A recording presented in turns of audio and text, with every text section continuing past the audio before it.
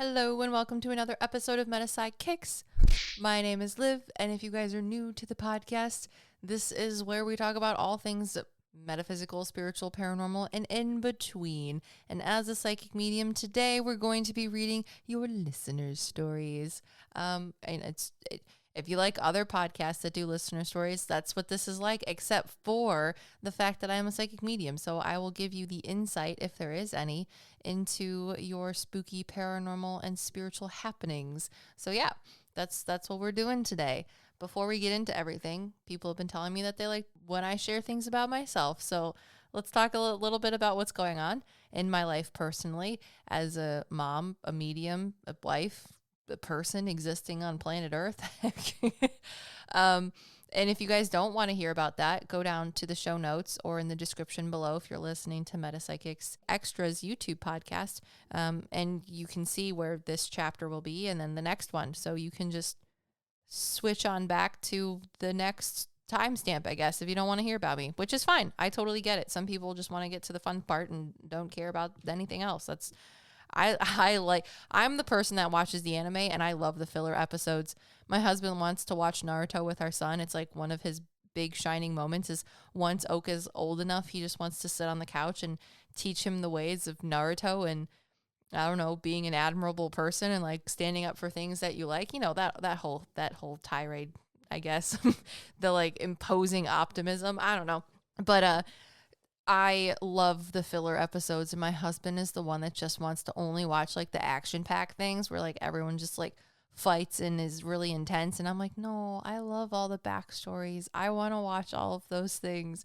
Makes me happy. One of my favorite episodes is where, gosh, why can I not remember his name now? Naruto's sensei, with the gray hair. Why is it? Well, it doesn't help that it's 11:30 at night and I'm trying to record this podcast. Kakashi, that's his name. I was like, it's like that granola that you can eat. That's how I remembered. My God, I'm terrible with names.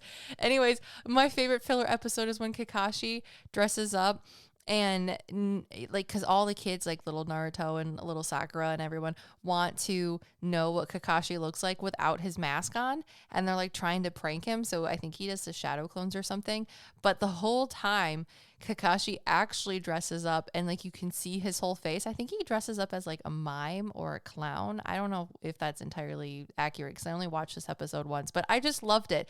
And he's like trying to help the kids get his shadow clones so that they can try and pull down his mask and actually see what his face looks like. But the whole time they like know what his face looks like. And it just, I live for the filler episodes. So I don't know. That's just me.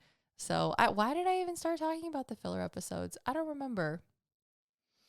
Anyways, it's 11:30 at night. I'm tired. I've been up since, what is it? Oak is going, my son, if you guys don't know, I have a son. He's my first baby. I'm very excited about it. My husband and I have been together for, I think it's already 8 years. Yeah, because we got married on our 7-year anniversary. We've been married for a year, almost 2 now. So our son is going to be 9 months old very soon, which I can't believe. It's going by in dog years, but he's we're nursing. I haven't done the formula thing. I've been trying to do the nursing. Formula is expensive. You know what I'm saying? Like everyone's journey is different. I'm not like shaming or icking the formula people. It's just nursing is hard, but it also is nice because I don't have to worry about like getting up in the middle of the night when he wakes up. Like sometimes he wakes up once, sometimes he wakes up twice, but it's been like a 4 to 5 times a night type of thing. So like every hour or two, Oak has been waking up and wanting to eat because he's going through a growth spurt.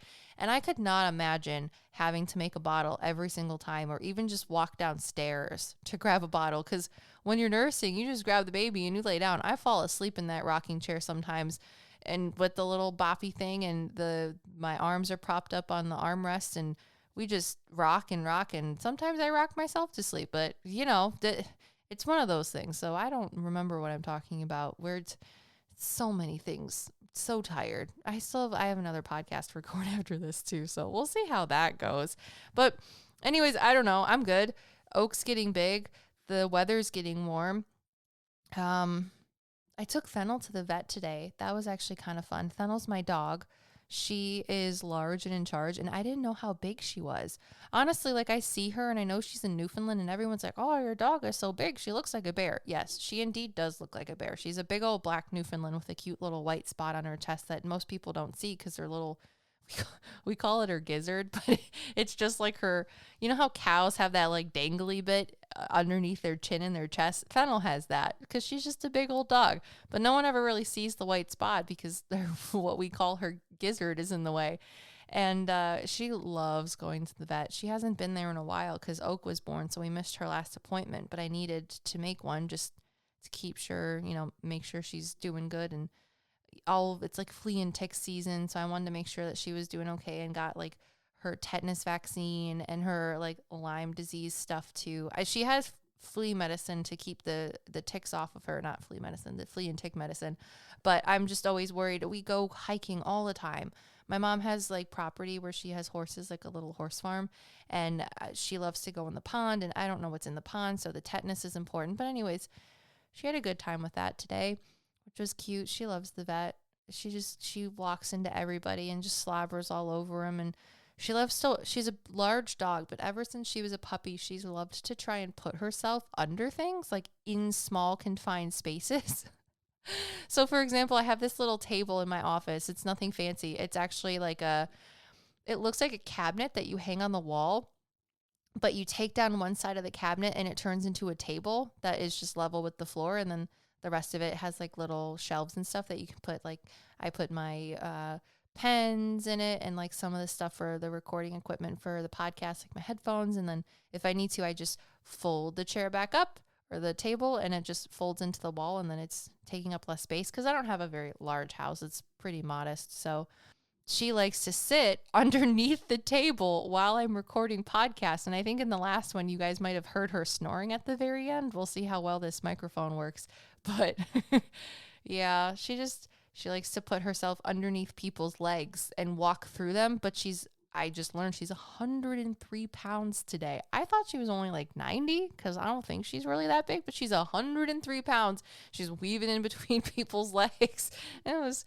Oh, they're just laughing. I'm like, they all know her, so it's not like it's a super big hazard, but I'm just like, oh goodness, such a silly creature. But I don't know. I guess that's my life update. Just making videos, recording podcasts, doing readings. Oh, if you guys are interested in readings and you're still listening to me rambling at 11:36 at night, I need to stop talking. It's been 6 minutes. Jesus. I have new availability. It's going to be, for July soon now because it's almost June.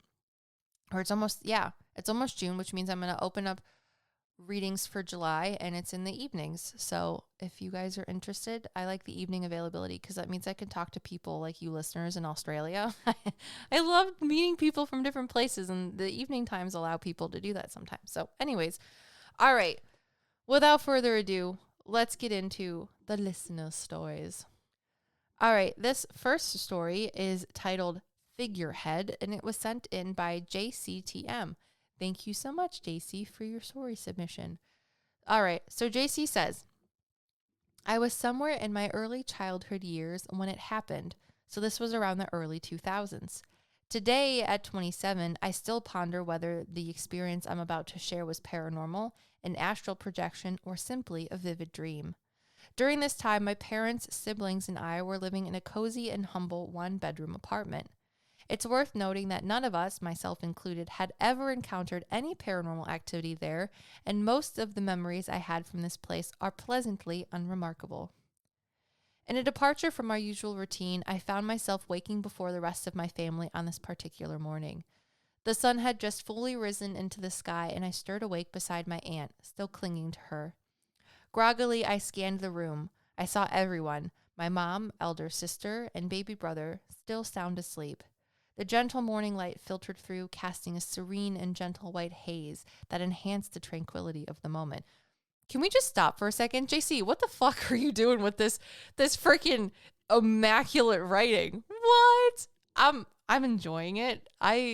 You should be a writer if you aren't. Anyways, continuing on, JC says, I initially thought everything was usual or commonplace except for the fact that I woke up earlier than my family. It wasn't until I glanced towards the right side of the room where our modest double-door cabinet stood that I noticed something out of the ordinary. Where the cabinet's handles once were, suddenly hung a clown's severed head without the dripping blood and matrix of stray flesh. Okay. JC says, when I first saw the head, I assumed it might be a new toy or a prop my parents had bought as a surprise for me or my siblings. However, I immediately found it strange that they would choose a toy with such a disturbing and menacing face. To put it briefly, the head bore an uncanny resemblance to Pennywise from It, Chapter 2, specifically in the House of Mirrors scene, where Pennywise transforms just before eating the kid Bill was trying to save. However, my clown's makeup was in a state of decay, black cracked spider webbed across its peeling white foundation, with streaks of dried, messy black ink dripping from its eyes and lips. His teeth were sharp and carnivorous, tinted a disturbing shade of yellow and dark green moss. Rather than a smile, his mouth stretched into a sinister grin that spanned grotesquely from one pointed ear to the other, his eyes unnervingly alert, unblinking, and distinctly not human, fixated persistently on one side of the room. I've never been afraid of clowns, not as a child or even as an adult, which is probably why I felt compelled to approach it. No, why would you do that, JC? Stop. All right, they say, but first I gently tried to wake my aunt, sister, and mom from my side of the bed. Despite my efforts, they wouldn't stir, which was peculiar given that my parents were typically light sleepers, usually awakened by the slightest movement, but this time they remained unaffected. Without uttering a word or opening its mouth, the clown seemed to beckon me closer, urging me to touch its face. Tentatively, I climbed out of bed and edged towards it as I wrestled with my thoughts internally. Should I keep going? Halting just an arm's length away, I stood beneath it, gazing up, yes, up, as I was that short. The clown remained motionless, its eyes unblinking, still fixed on the opposite side of the room. I reached up towards its cheek, though it might be more accurately to say its mouth, which occupied the whole lower half of its face. But just as my fingers nearly grazed it, a blaring internal alarm warned me off. It wasn't the clown beckoning me after all, but rather a large, black, pulsating mass crouched ominously atop the cabinet. This featureless entity only had its unnaturally long, sharp fingers visible, draping over the edge of the cabinet with the tips hovering mere inches from the clown's head. And the same force, that blaring alarm that warned me, whether it was an instinct or something more ethereal, like that white light and haze suffusing the air around me, seemed both external and internal. I felt its presence behind me, yet its influence emanated from within me, urging me to stay away from the unsettling entities, to return to my bed and simply close my eyes. It promised silently to protect me from the dark entities. It never spoke in human terms, but communicated through a palpable connection, like a tether transmitting a profound protective message directly to my senses. I climbed back into bed, wrapping my arms around my aunt, and closed my eyes, still shaken by the encounter. After a few moments, I hoped that they might have disappeared, so I cautiously opened one eye for a quick peek. To my dismay, both entities were still there. The white presence reassured me once more that upon waking, the dark entities would be gone. With that comforting thought, I closed my eyes yet again and allowed myself to drift back to sleep. A few hours later, I awoke to the sound of my parents and sister bustling in the kitchen preparing food. The white light, the clown, and the black mass had all vanished.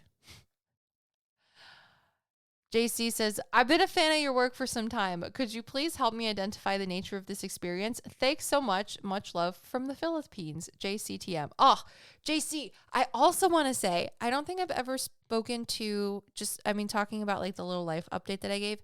I've never spoken to someone from the Philippines in the Philippines, but I love talking to you guys too. You guys have the best stories.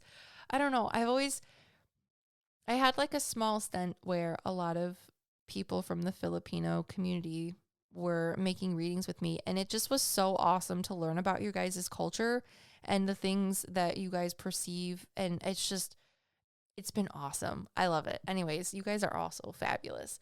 Okay, let's pick this apart, because I I didn't know what was going on in your story when I read it originally, because I just like glanced through these before I pick them out to see like if it's long enough, stuff like that.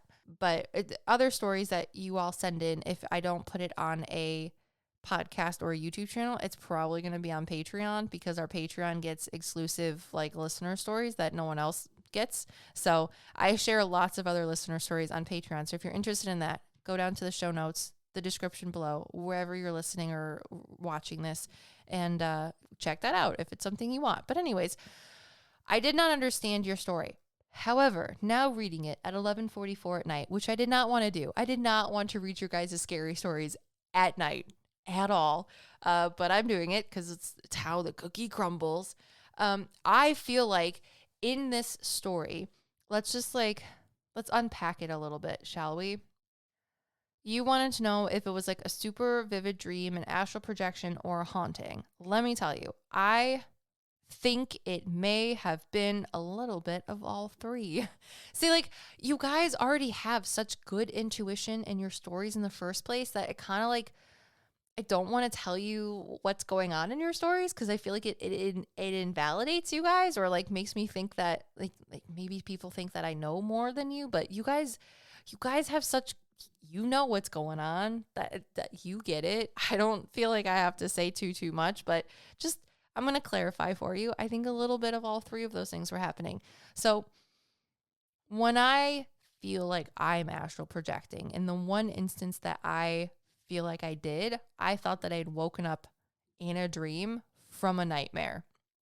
And I've talked about this in a past podcast. Please don't ask me which one, because I really don't know, because I've touched upon it a little bit.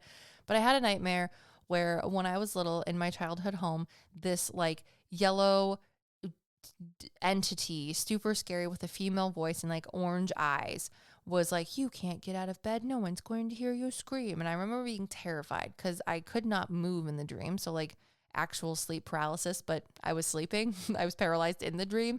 And then I woke up in what I thought was a dream, but now I feel like it might have been astral projecting. So when I feel like I astral project, I'm going to be astral projecting into this world.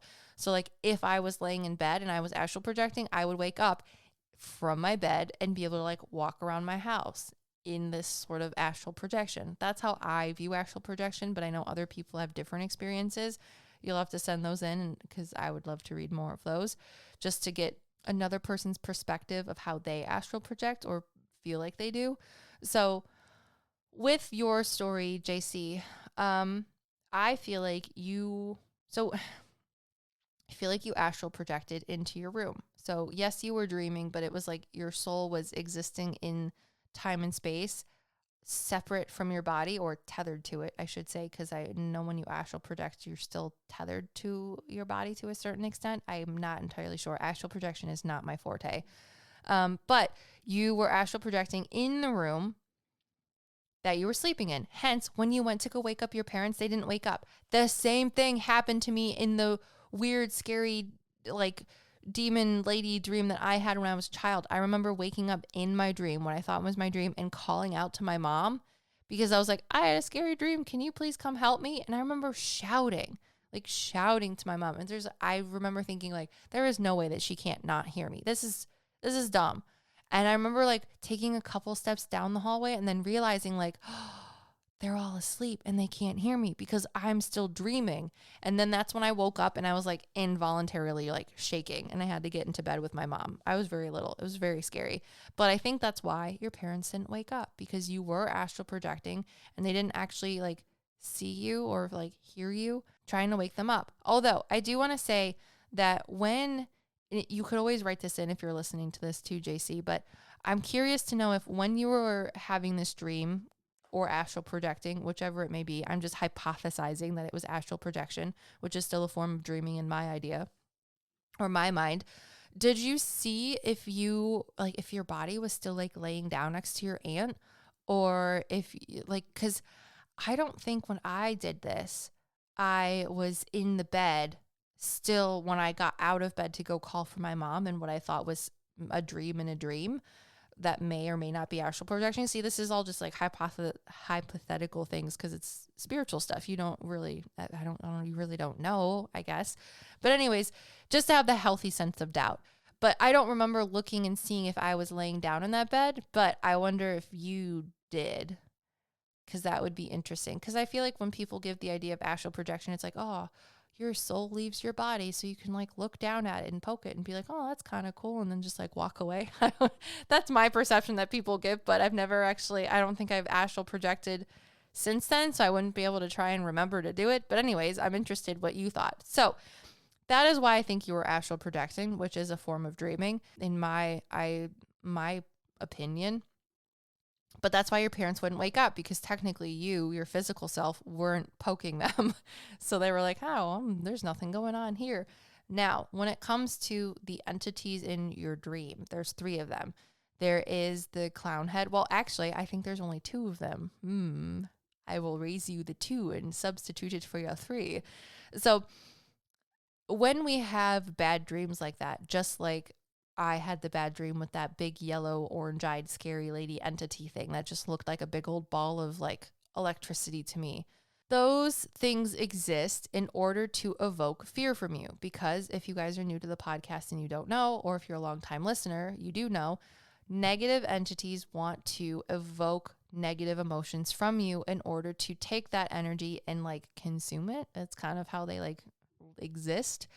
Things in the world need energy to exist. So if you give them that scared energy that they feed off of, then they will be able to continue to persist in existence to some form or extent. So there are like nightmare things, nightmare entities, if you will, bad dream entities. There is the idea of your subconscious that is helping you trying to understand the world around you. But as a spiritual person and a medium, I do believe that there are entities or lower vibrational things that want to exist. So they manipulate your surroundings or your dreams, depending on the entity itself, to evoke those negative things that they, in a sense, consume, I guess, to exist or continue persisting in existence. So I feel like you had that big old scary thing on the dresser. How did you say it? Let me see. Let me look it down. You said, as your tiny self walked across the room to try and touch the scary ass clown mask, you said, I realized it wasn't the clown beckoning me after all, but rather the large, dark, throbbing mask crouched ominously atop the cabinet. This featureless entity had only its unnaturally long, sharp fingers visible, draping over the edge of the cabinet with the tips hovering mere inches from the clown's head. You ever heard of an anglerfish? Those scary ass looking fish that live in the very depths of the ocean that have that little like ball of light on the end of them? The clown head was the ball of light, and that scary ass thing on the cabinet was the anglerfish. I feel like this entity uses the scary clown head because it understands from other people's dreams and existences that that's something that's scary. So it uses them to try and evoke that fear and drown them in or drag them in. However, like you said in your story, you ain't scared of no clowns. So you were more just like cautiously curious of it because you're a child, and that's just, how you were, which is cool. Rock on, home skilly Trisket. But like, now let's talk about the second entity that was present in that room. The white sort of, how did you say? It was so well put. God, I love your writing. It really just makes me excited. You said there was a more ethereal, like the white light and haze suffusing the air around me. That ethereal white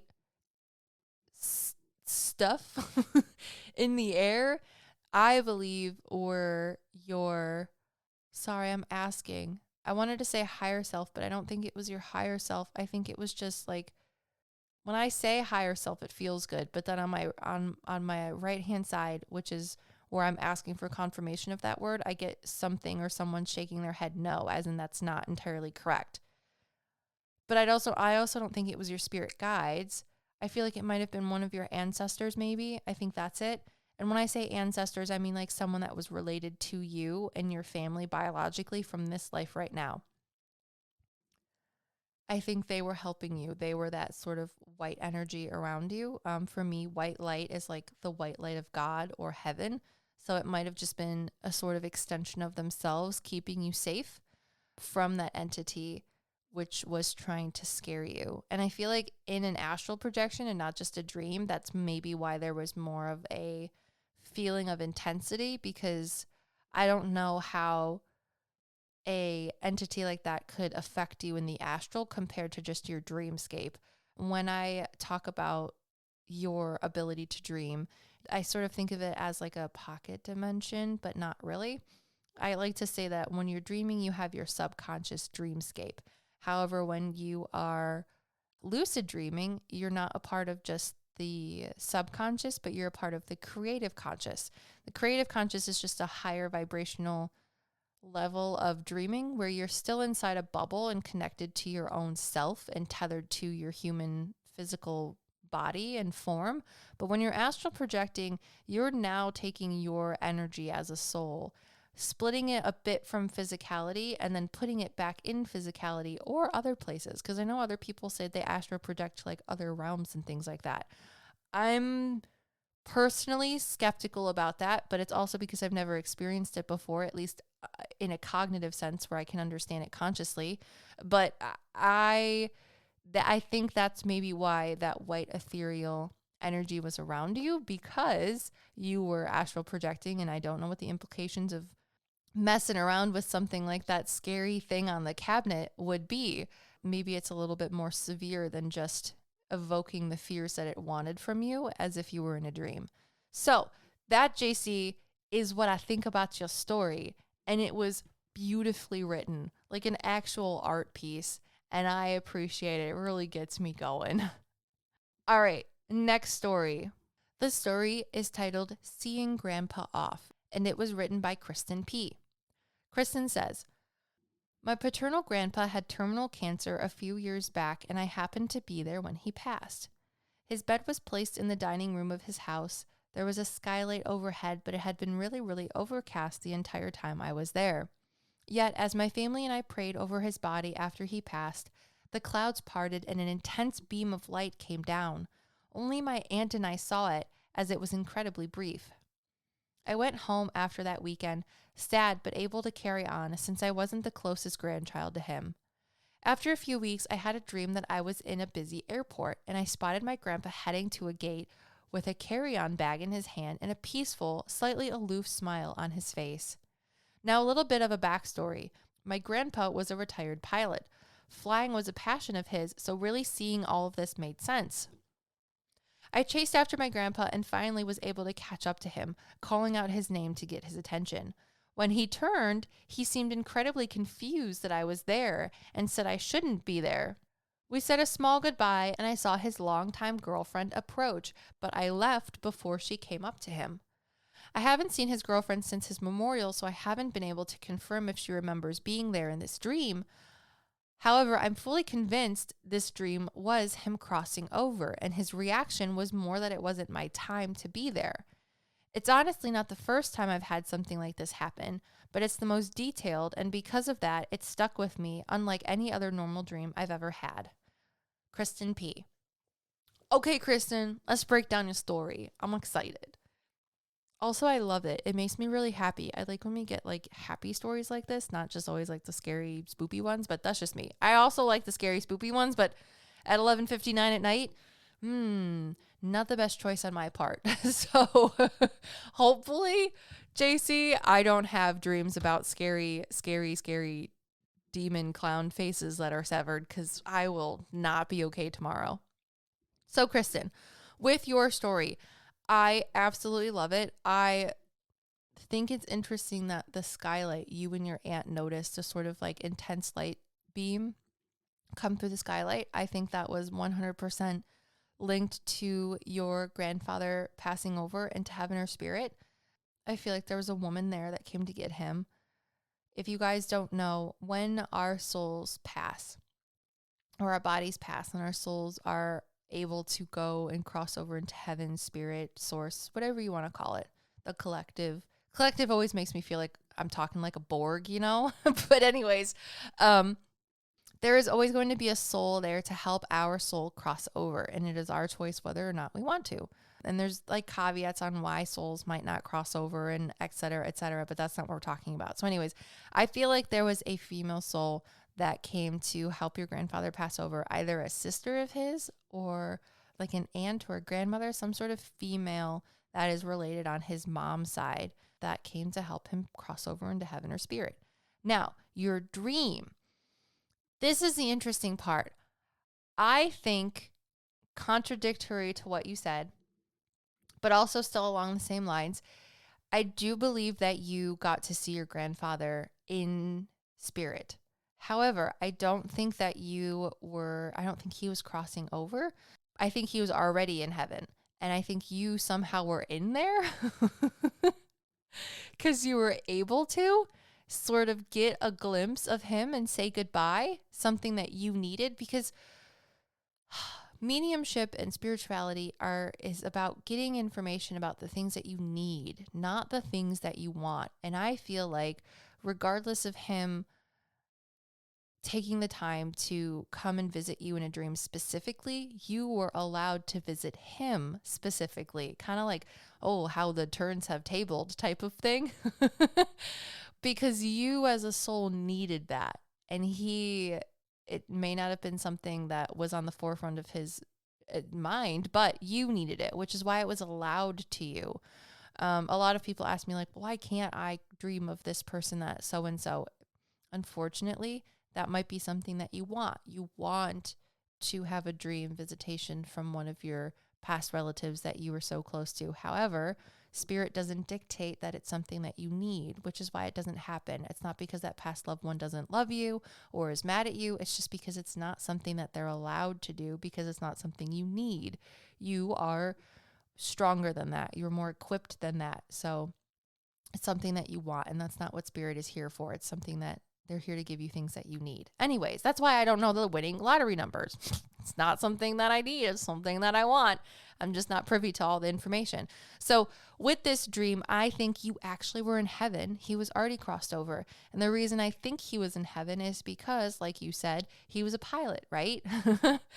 So for him to be enjoying his afterlife in the way that he enjoyed life, I guess, would be completely and totally plausible. So what I've been able to learn about what heaven is like from readings and talking to souls as a medium, they say that it is a mirror image of Earth. However, the caveat is that you are able to manifest your surroundings and your existence however you would like.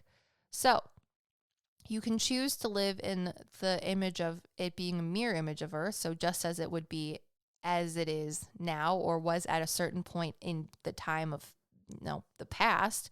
But you can also manifest your surroundings because you're not limited by physicality. You're no longer a physical being. You don't need to chop down a tree to like make a house and all these other big, long steps that physicality dictates that in our existence we have to do. You are energy. You're an essence. So you can create the surroundings around you. And I feel like the way that your grandfather chooses to live in one of his existences in heaven is as a pilot, traveling, doing things, maybe sitting back and actually having other people fly for him. Or, sorry, I think I'm being corrected, flying in a way that's less stressful, still for people, but without such rules and regulations. And I feel like his girlfriend needed that from him, which is why he may have been expecting her and talking to her differently. But for whatever reason, spirit conjured that ability for you to visit your grandfather in heaven. I think he was already passed over and you were just able to visit him, just like his girlfriend was just after you. It was something that you needed, not necessarily maybe something that you thought you wanted, but you were given that gift, and that is a beautiful thing. All right. I know this is a short one, but I hope it was a good one. That is all that I have for you guys today. If you're interested in submitting your own listener story, there will be a link in the description below or in the show notes, depending on how you're listening. If you're interested in booking a reading with me, you can do so on our website. I have new availability and new openings for July, even if it doesn't say on the website. Hopefully I've already updated it by then or by the time this podcast comes out. But yeah, I appreciate you all tuning in to listen to these two lovely listener stories. And there will be more. If you're interested in reading the behind the scenes stories, join Patreon if you'd like. If not, that's okay too. I appreciate all of you. But yeah, thanks so much for tuning in. And until next time, peace.